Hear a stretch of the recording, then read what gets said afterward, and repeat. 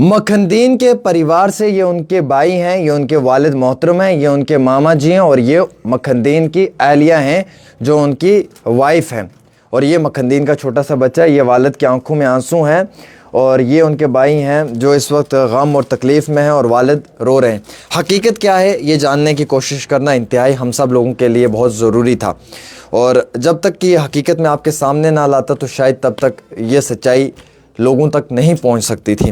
मखनदीन के भाई हैं, जो बात करेंगे ना सच कहना, हकीकत कहना, सदाकत पे कहना, बिना खौफ बिना डर के कहना, क्योंकि कानून सब के लिए होता है, इसलिए कहीं पे भी किसी बात से नहीं डरना। जो कहोगे सच कहना, सच्चाई को अपनी ज़ुबान से बयां करना। आपका भाई मखनदीन जो है वो क्या काम करता था? देखिए, मेरा भाई मखनदीन जो है वो दिहाड़ी लगाता था, एक मेहनत मजदूरी करता था और बच्चों के लिए हिमाचल में लकड़ी का काम करता था। उसने कुछ बंदे साथ में लगाए हुए थे, वहीं रहता था और अभी कुछ थोड़े ही दिनों से घर आया था। अच्छा, मखनदीन ने जो किया वो क्यों किया? देखिए, मैं ये पूरी कहानी आपको बता दूं कि 4 तारीख को पुलिस हमारे घर में आती है, मेरे वालिद और ब्रदर को उठाती हैं और पोस्ट डुगानी में ले जाती हैं और वहाँ से उठा के थाना बिलावर में ले जाते हैं और वहाँ जाते ही रात को इनकी जामा तलाशी ली जाती है और वहाँ से उठा के एक रूम के अंदर ले के मक्खन जो मेरा ब्रदर है उसको पास बैठा के मेरे वालिद की जब पटाई करने लगे, वो बोलने लगे कि बोलो आपके घर में मिलिटेंट आते हैं, मानो ये बात। जब आते ही नहीं तो कहाँ से माने, क्या माने? कभी नहीं आते हैं, कभी नहीं आते हैं, कभी देखा नहीं देखा है कभी नहीं। तो ये जो आप लोगों पे शक हुआ पुलिस को या आपके घर में पुलिस आई, ये क्या किसी ने कोई शिकायत की थी? पुलिस खुद आई? किस वजह से आई? देखिए, ये मामला तो असल में तो पुलिस ही जानती है कि क्या है क्या नहीं है। ये तो हमें एक खामख्वा बगैर किसी कारण के, बगैर रीज़न के हमारे साथ ये जुल्म हुआ है। ये जुल्म इतना सताया गया कि मरने पे मजबूर किया जा रहा है। तो हमारी सुनवाई कहीं नहीं हो रही है। आज तकरीबन 3 हफ्ते भी गुजर रहे हैं, तीसरा हफ्ता चल रहा है कि आपके साथ इंसाफ होगा। अब मखनदीन की बीवी है, बच्चे हैं छोटे छोटे, तो उनका कौन सहारा बन गया? देखिए, क्या मखनदीन ने जो किया उसका कारण क्या आप लोगों को क्या लगता है, क्या वजह है? उसका कारण यही है कि पुलिस ने उस मरने पे मजबूर कर दिया। बिलावर की जो पुलिस के, पूरी पुलिस को तो मैं नहीं कहूँगा, मगर कुछ लोग जो हैं बिलावर पुलिस वाले, उन्होंने एक इलाके में इतनी दहशत फैला के रखी हुई है कि लोग डर के मारे बोल नहीं सकते। देखिए, कहाँ से हम देख रहे हैं कि हमारी आवाज़ को लोग उठा रहे हैं।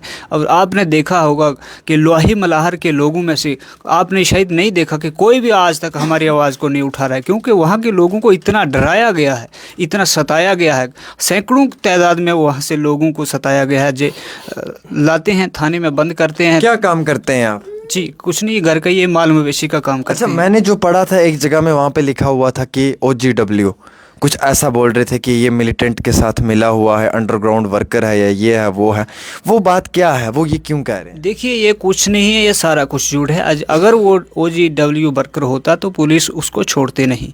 अगर OGW उसके साबित पाया जाता है तो वो उसको छोड़ देती है पुलिस। तो ये जो बाकी लोग जेलों में बंद करके रखे हैं, वो क्यों करके रखे हैं? उनको भी छोड़ देना चाहिए था ना। अगर मक्खन को पुलिस इस तरह छोड़ देती तो बाकी जो लोग इन्होंने अपनी हिरासत में लिए हुए, इनको भी छोड़ देना चाहिए। उनको किस लिए बंद करके रखा हुआ? चाचा जी, मैं आपसे जानने की कोशिश करूंगा।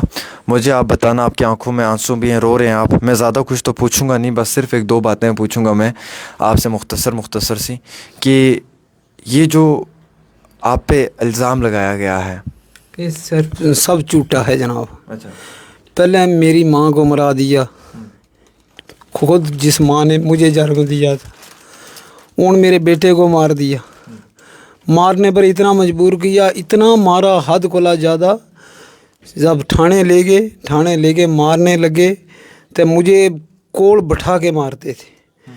फिर मेरे को अंदर बैठा के मखनदीन को बाहर ले गए, इतना मारा। फिर उससे आगे ले गए थे, वो तो बहुत ज़्यादा मारा, बहुत रड़ाया, बहुत चरलाया, कोई चारा नहीं चला। गल सुनी किसी ने नहीं, इतना तशद्दुद किया उसने। क्यों? कहते मिलिटेंट दसो, कहाँ से दसे? हम मिट्टी के बना के दसे, कहेंगे आए मौत का या मिलिटेंटों का क्या पता है, मिलिटेंटों का इनसे राबता होगा। मुझे क्या बोल रहे थे मिलिटेंट?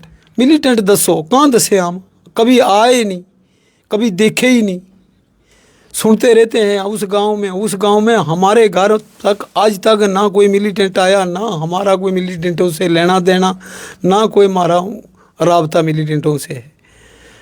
ते बच्चे मेरे थे आज तक ये बारों बार रहते हैं, पहले स्कूल में रहते हैं, फिर बारों बार काम शाम करते थे, मेहनत मजदूरी करते हैं।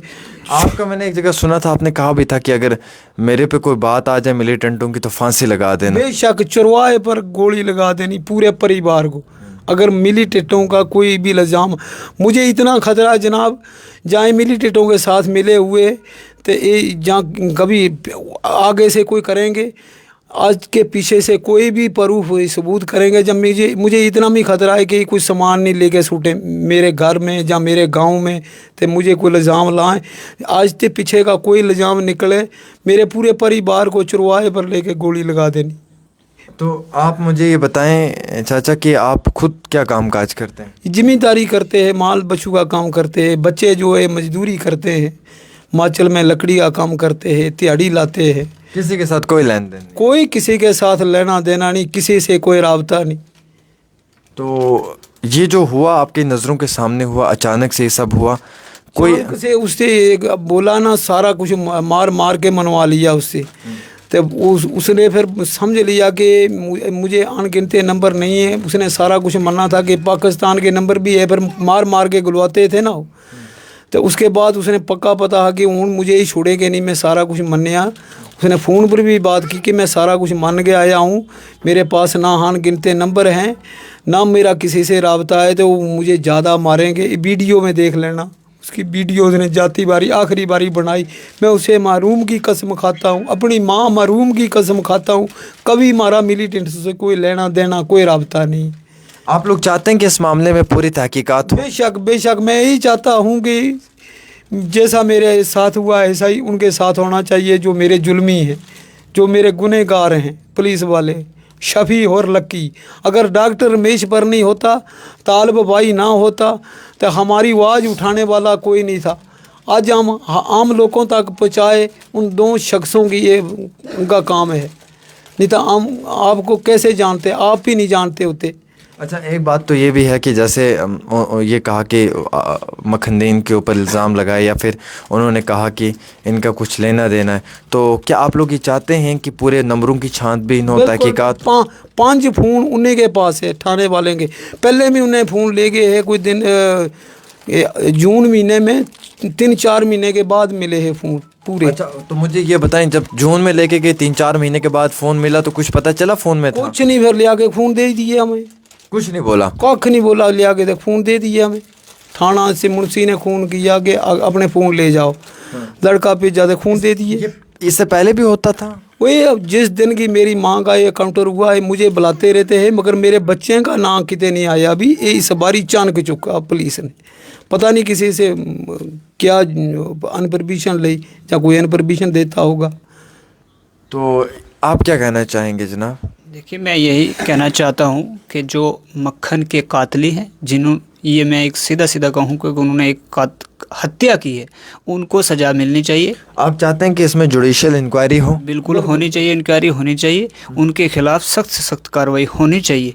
और मक्खन ही का जो परिवार है उसके आगे भी सरकार, क्योंकि सब जानते हैं कि उसके जो छोटे छोटे बच्चे हैं, सबका दिल करता है कि आगे पढ़े लिखें चलें, तो उसके लिए खर्चा था। हम अगर मीडिया हमारे साथ चलती है तो हम वहाँ रहते हैं, चारों तरफ जंगल है, जहाँ अपना माल मवेशी लेके वहाँ गुजारा करते। अगर शहर के एक रात वहाँ कुत्ते भी रहें ना, तो एक रात में जंगली जानवर उनको खा जाए। जहाँ हम रहते हैं वहाँ रहना हमारी ज़रूरी है, मजबूरी है, कोई ज़रूरी नहीं समझते, क्योंकि पेट पालने के लिए सब कुछ कर रहे हैं। तो ये वहाँ लोग भी आराम से बैठने नहीं दे रहे हैं, तो अब करें क्या जी? या तो हमें जीने का हक दिया जाए, या तो सीधा हमें भी मक्खन की तरह मार दिया जाए। और आप कहते हैं कि आपने कोई इस तरीके की चीज़ नहीं की है? कुछ नहीं किया। छानबीन पूरी हो? बिल्कुल पूरी हो, इंक्वायरी पूरी हो? बिल्कुल होनी चाहिए इंक्वायरी।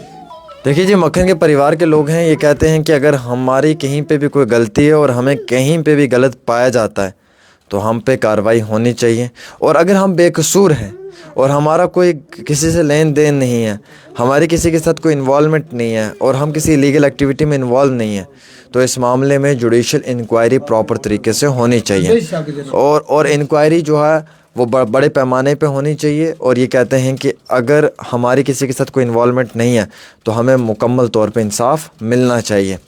हम भी चाहते हैं सरकार इस मामले में जुडिशल प्रोब करें, इंक्वायरी करें, जो सच है वो सामने लाए, जो हकीकत है वो सामने लाए।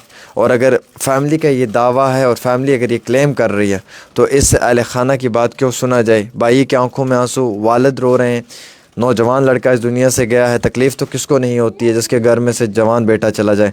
और अगर ये मज़लूम लोग गुहार लगा रहे हैं इंसाफ के लिए तो जुडिशल इंक्वायरी प्रॉपर होनी चाहिए, जस्टिस जो है वो मिलना चाहिए। अगर इनकी गलती है तो कार्रवाई हो इनके ख़िलाफ़, मैं ये कहूँगा, और बेशक कार्रवाई होनी चाहिए इनके ख़िलाफ़ अगर इनकी गलती है। अगर इनकी गलती नहीं है तो फिर गरीब को इंसाफ मिलना चाहिए, फिर गरीब को इंसाफ मुकम्मल तौर पे मिलना चाहिए।